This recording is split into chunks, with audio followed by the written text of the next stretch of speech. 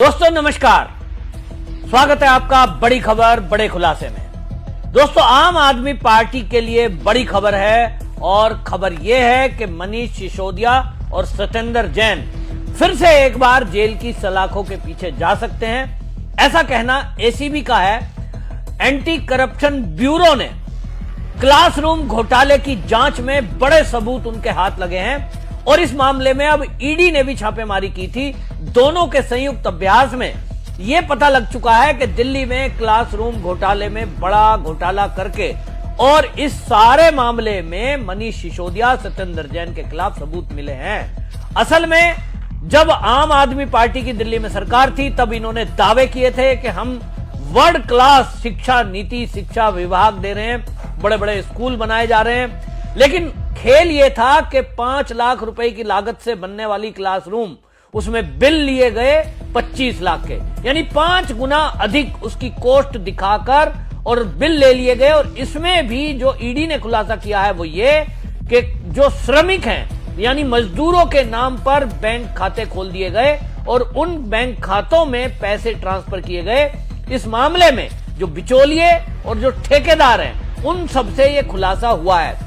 ACB के chief और संयुक्त आयुक्त मधुर वर्मा ने यह भी बताया कि जब सत्येंद्र जैन से इस बारे में 6 जून को पूछताछ की गई कि आप पीडब्ल्यूडी मंत्री थे और ये जो टेंडर छोड़ने की बात हुई इसके सबूत कहां हैं, तो वो कोई सबूत नहीं दिखा पाए और इसी में यहां रहस्य छुपा है घोटाले का।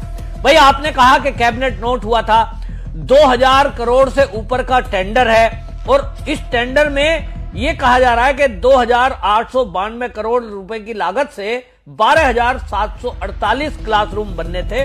तब उसका जो कैबिनेट का नोट है वो कहां है? उसके कोई मेल, कैबिनेट की कोई मीटिंग, उसका कोई सबूत ईडी को ये प्रस्तुत नहीं कर पाए, ना ही एसीबी को पूछताछ में ये कुछ बता पाए। और इसी से पता लग रहा है कि किस तरह से दिल्ली में शराब घोटाला हुआ, क्लासरूम घोटाला हुआ, मोहल्ला क्लिनिक घोटाला हो गया।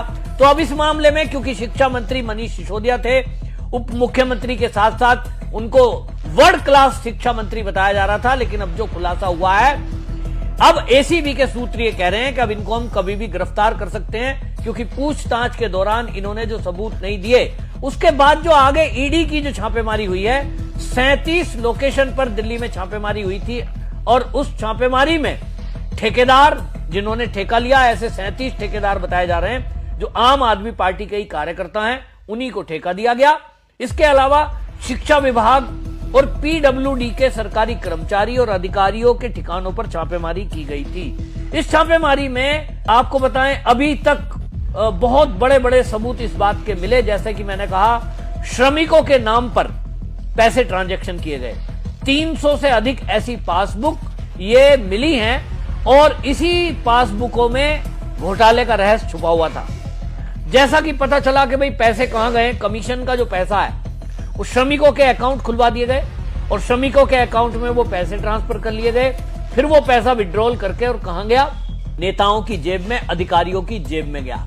ईडी के पास इसके पुख्ता सबूत हैं और एसीबी के पास भी इसके पुख्ता सबूत हैं और अब दोनों एजेंसियां एक दूसरे के साथ मिलकर, एसीबी का जो चीफ है उनका कहना यह है कि इस मामले में बड़े सबूत हमारे पास हैं और इस मामले में हम कभी भी गिरफ्तारी कर सकते हैं, भले ही अब ये पंजाब में छिप जाएं या कहीं छिप जाएं। अभी आपको पता होगा जैसे ही जो है लुधियाना का चुनाव हुआ, विधानसभा की उपसभा सीट पर जो चुनाव हुआ है उस सीट पर, उसके बाद ये कयास लगाए जा रहे थे कि केजरीवाल राज्यसभा जा सकते हैं क्योंकि गुप्ता जी को तो वो मंत्री या उप मुख्यमंत्री बनाएंगे। तो अब ये कहा जा रहा था कि मनीष सिसोदिया उनको राज्यसभा भेजा जाएगा, लेकिन अब आप देखिए कि जब ये जेल जाएंगे तो राज्यसभा कौन जाएगा? इसमें केजरीवाल का नाम सामने आ रहा है। हालांकि जो इंटरनल सोर्स है आम आदमी पार्टी के, वो ये बता रहे हैं क्योंकि केजरीवाल को भी इस मामले में पूछताछ के लिए एसीबी बुला सकती है, जैसा कि शराब घोटाले में मिला कि उसके तार भी कहीं ना कहीं केजरीवाल से जुड़े हैं। और एक प्रदेश का मुख्यमंत्री होने के कारण मुख्यमंत्री की ये जिम्मेदारी भी बनती है कि उनके मातहत काम करने वाले जो मंत्री हैं, अगर वो कोई काम ऐसा कर रहे हैं जिसमें घोटाला हो रहा है, कोई भी काम हो रहा है, चाहे वो निर्माण का कार्य है, मुख्यमंत्री के उसमें सहमति के हस्ताक्षर होते हैं। अगर कैबिनेट की कोई मीटिंग हुई है और उस कैबिनेट की मीटिंग में जो ये मोटा अमाउंट है 2892 करोड़ रुपए की लागत का टेंडर छूट रहा है, तो ये भी पूछताछ होगी क्या केजरीवाल की नॉलेज में ये था, क्योंकि केजरीवाल ने तो दावे किए हैं कि हमने दिल्ली के स्कूलों को वर्ल्ड क्लास बनाया। बहुत सारे स्कूलों के उद्घाटन के समय केजरीवाल गए, तो उनकी नॉलेज में तो है, और नहीं है तो मुखिया होने के कारण होना चाहिए। तो अब ये भी एक पूछताछ का केंद्र रहेगा कि जैसे शराब घोटाले का पार्टी के फंड में और गोवा चुनाव में इन्होंने पैसे खर्च किए घोटाले के, तो क्या ये जो 2000 करोड़ रुपए का घोटाला बताया जा रहा है, इस क्लासरूम घोटाले का पैसा भी पार्टी में खर्च हुआ या नेताओं की जेब में गया? क्या इसमें केजरीवाल की इन्वॉल्वमेंट है? क्या ये पैसा केजरीवाल को गया है या सत्येंद्र जैन और मनीष सिसोदिया इन दो नेताओं ने ही आपस में बांट खाया है?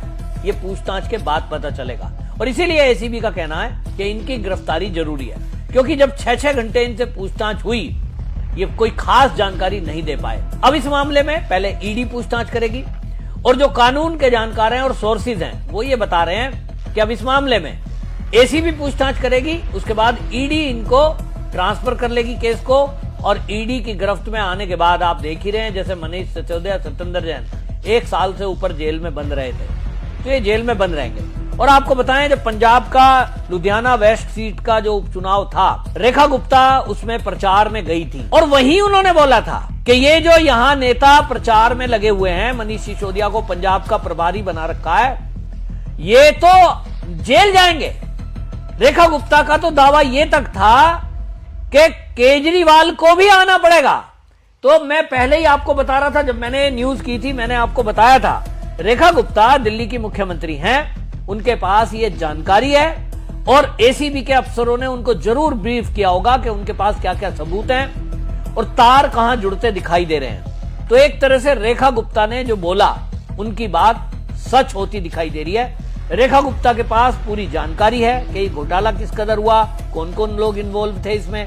तो रेखा गुप्ता ने क्या कहा था उस समय आप सुनिए। अभी तो सबकी पेशी होगी, अभी तो केजरीवाल साहब को भी पंजाब से यहाँ आना पड़ेगा। ऐसे भागने से भगोड़े नेता दिल्ली को नहीं चाहिए, जो कर्म किया उसे भुगतना पड़ेगा। सुना आपने, रेखा गुप्ता साहब कह रही हैं केजरीवाल को भी आना पड़ेगा। और इसीलिए इसमें जो जांच करने वाले अधिकारी हैं उनका भी मानना यह है कि देखिए एक मुख्यमंत्री है, उस मुख्यमंत्री के अगर मंत्री 2000 करोड़ का कोई घोटाला करते हैं तो ऐसा नहीं हो सकता कि मुख्यमंत्री की नॉलेज में नहीं है। दूसरी बात, केजरीवाल मना जरूर करेंगे, ये तो ईडी का काम है कि अब वो चीजें पता लगाएगी, और जो सबूत हाथ लगे हैं, वो जो 300 से अधिक पासबुक, मोहर और अन्य दस्तावेज मिले हैं, जो कर्मचारियों के नाम से इन्होंने खाते खोले, उनके बाद वो जो पैसा निकला है वो कहां और कैसे पहुंचा है, अब उस मामले में ठेकेदारों की जब गिरफ्तारी होगी और उसमें जो बाकी अधिकारी हैं वो सारा राज उगलेंगे।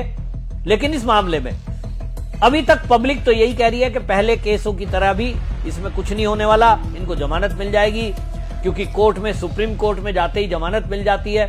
लेकिन अब मामला इतना पेचीदा है कि अब इस देखिए कोर्ट का भी माहौल बदल चुका है, और ये क्योंकि पहले से ऑफेंडर रहे हैं और इनके ऊपर पहले से कई केस हैं, उसमें भी जमानत में चल रहे हैं।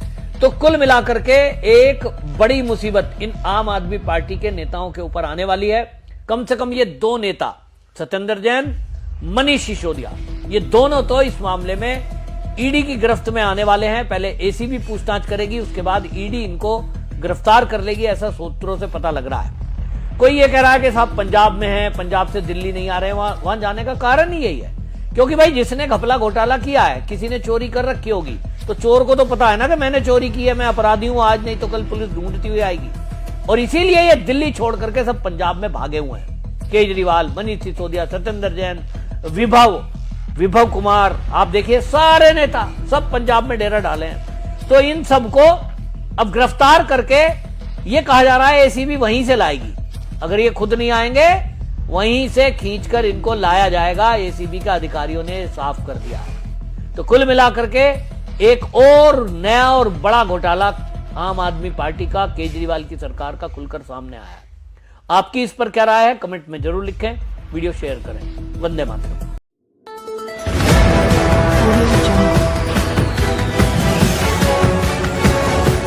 MP लाइव टीवी आपको रखे अपडेट।